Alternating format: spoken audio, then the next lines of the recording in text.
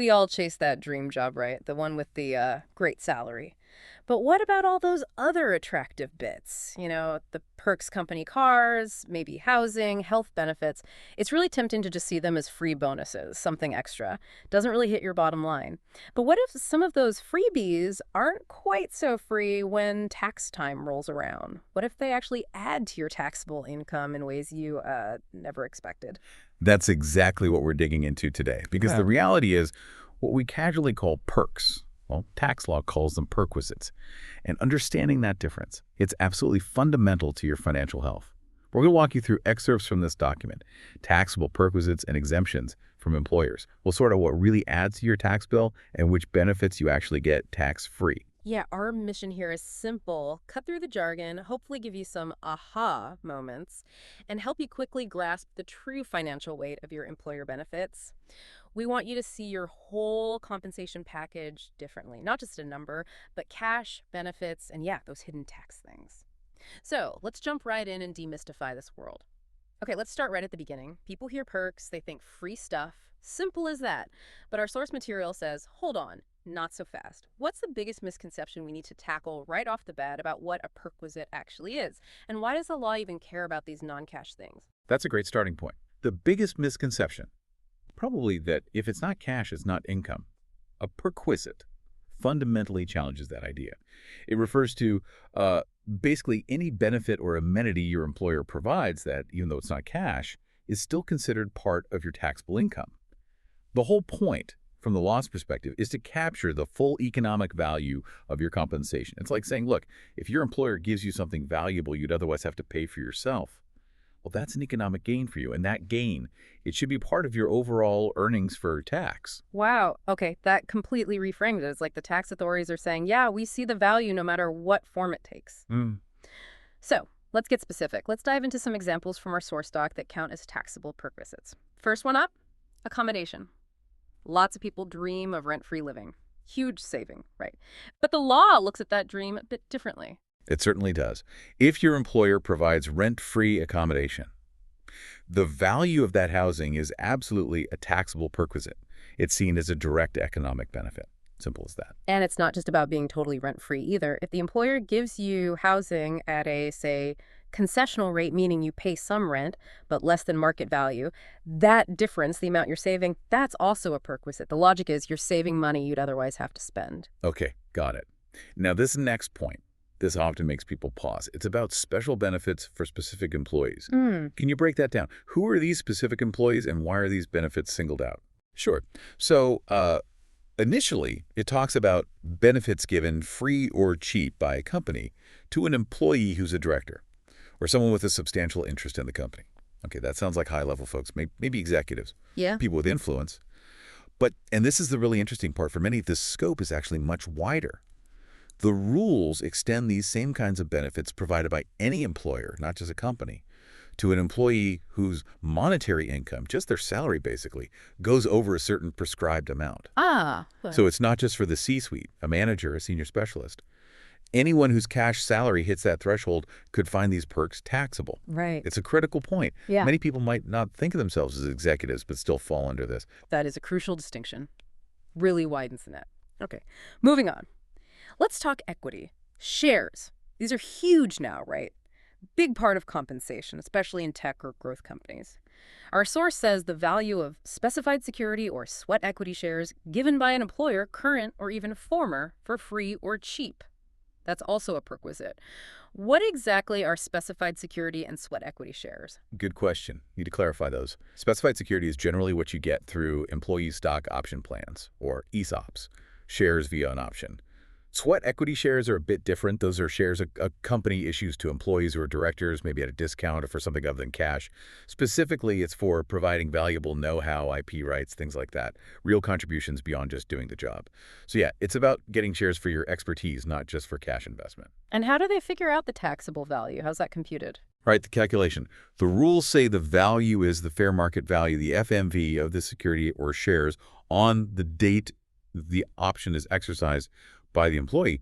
Then from that market value, you subtract whatever amount the employee actually paid for those shares. Okay. So if you paid nothing, the whole FMB is the perquisite, taxable. If you paid say, a concessional rate, the difference between what you paid and the FMV is the perquisite. That's a big one. Huge, Yeah. especially because that exercise date can trigger a pretty significant tax event you need to plan for. Absolutely. A massive takeaway for anyone with stock options. Shows how deep the tax system looks. And speaking of obligations, it's not just what your employer gives you directly, it's also about what they pay for you, isn't it? Our source highlights that if the employer pays something that you, the employee, were supposed to pay, that's also a taxable perquisite. Exactly.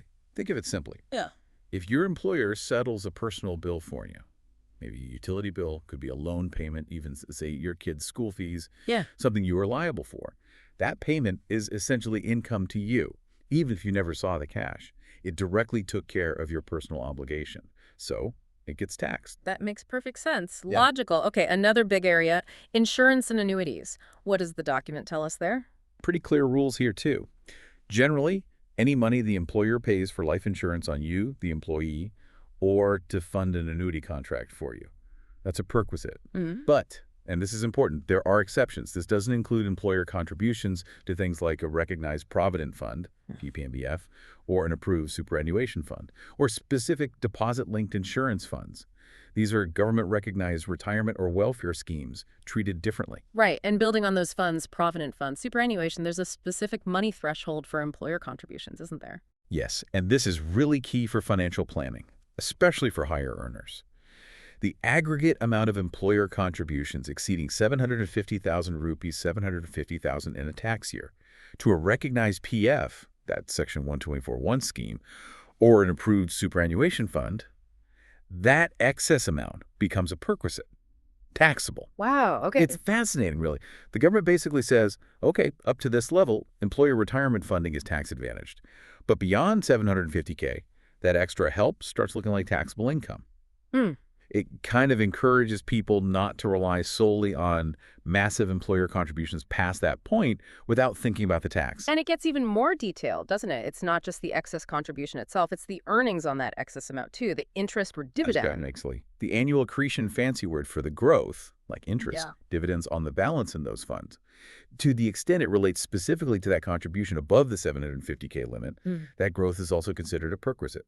So what's really fascinating here isn't just that these things are taxed. It's the principle behind it. The law is trying super hard to capture the full economic value of everything your employer gives you, essentially saying, look, if you didn't pay for it and it has real value, it's probably income. This means even a small seeming perk can have a hidden tax sting. It fundamentally changes how you should view your total comp. You really need to be aware of every piece and how it's taxed. Ignoring this, that leads to surprises. That is a lot to think about. Phew. But okay, it's not all bad news, right? It's not all adding to your tax bill. There are specific cases where valuable benefits from your employer are explicitly not perquisites, tax-free. Let's flip the coin and look at the exemptions. This is the part people like to hear about. Precisely. And these exemptions, they often reflect public policy, things related to employee welfare, health, maybe essential work stuff. They provide a real benefit to the employee, but without adding a tax burden. It's where the law says, okay, this benefit is mainly for the employee's well-being or helps them do their job, not just extra income. Okay, let's dive into the big ones. A lot seem to revolve around medical benefits. Our source says medical treatment for you or your family in a hospital maintained by the employer is not a perquisite. That makes sense, right? Healthy employees are good for business. Absolutely. And it goes further. Any money the employer pays for treatment for you or a family in government hospitals, local authority hospitals, or even other government-approved hospitals, also exempt. There's also an exemption for treatment of specific prescribed diseases in certain approved hospitals. And good to know, hospital is defined pretty broadly, includes dispensaries, clinics, nursing homes, and family often includes dependent parents, siblings, not just spouse and kids, but you check the specific rules.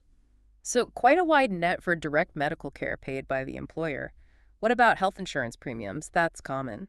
Another significant exemption here, any premium paid by your employer for your health insurance, as long as it's under a scheme approved by the central government or the IRDA, that's the Insurance Regulatory and Development Authority of India. If it's an approved scheme, the premium the employer pays, not a perquisite. Genuine tax-free benefit. And even better, it looks like our source says if the employer reimburses you for premiums you paid on your own approved health insurance plan for you or your family, that reimbursement is also exempt. So whether they pay directly or pay you back, employer help with health insurance costs doesn't add to your tax. Yeah, and if you step back and look at the bigger picture, these medical exemptions, they really signal a clear intention to support employee health without penalizing them tax-wise. It strongly suggests, a policy focus on health and welfare. Healthy employees benefit everyone. It makes these benefits really powerful for both employers to offer and employees to use. Great point. Speaks volumes about what's valued. Hmm. Okay, moving beyond health. Another one, commuting. If your employer covers the cost of using a vehicle for you to get between home and work and back again, that's not a perquisite. Right. Which is a huge practical plus for many people. Think company shuttles, maybe covering certain transport costs, especially in big cities where commuting is expensive. That's a real untaxed benefit. Okay, and here's one that might really surprise some people. Medical treatment abroad.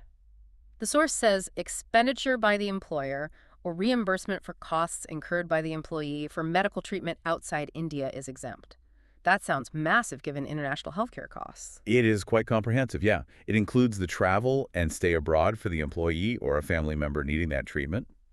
And remarkably, it even extends to the travel and stay abroad for one attendant who goes with the patient. Wow, even an attendant. Yes, that's a substantial benefit, particularly for serious conditions needing specialized care you can't get locally. Okay, that sounds incredibly generous, almost too good to be true.